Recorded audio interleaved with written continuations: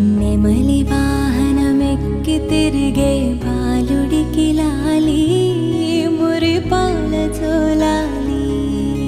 సురులకే సేనాధిపతికి మధుర మగులాలి ముచ్చకములాలి. పార్వతీ పరమేశ తనయుడు స్వామినాథుడట కుమార స్వామి అట. కృత్తికలు పాలిచ్చి పెంచిన కార్తికేయుడట ముద్దు బాలుడట నిదురకు వేళాయనట.